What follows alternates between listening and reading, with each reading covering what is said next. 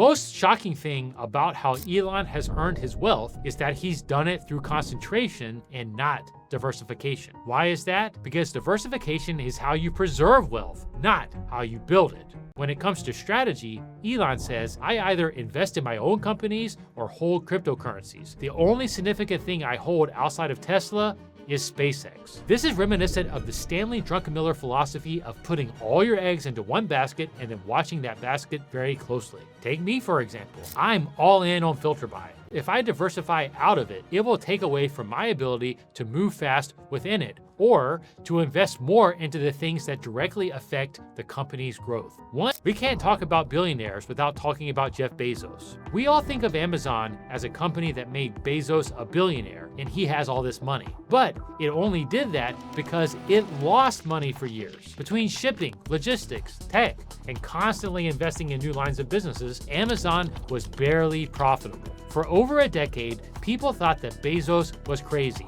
He refused to take his chips off the table. Bezos had this saying, your margin is my opportunity. When other people wanted to take profit off the table, he just doubled down. Every dime that came into Amazon was invested to make the product better, cheaper, faster, or more expansive, all centering around the customer experience. His most notable investments to date are in companies like Airbnb, Uber, Perplexity, Rivian, Workday, Business Insider, and plenty. In many ways, FilterBuy is a case study in what you can copy from Bezos. We understand the value in being long-term greedy. We're willing to reinvest to build a great company, not just make a great profit. Lastly in this category, Mark Cuban. Cuban's source of wealth comes from a Broadcast.com sale to Yahoo, the Dallas Mavericks, and his Shark Tank investments that include over 400 companies like Game Day Couture, Group Hug Solar, Earth Cups, and more. His approach includes big tech stocks, a massive cash position,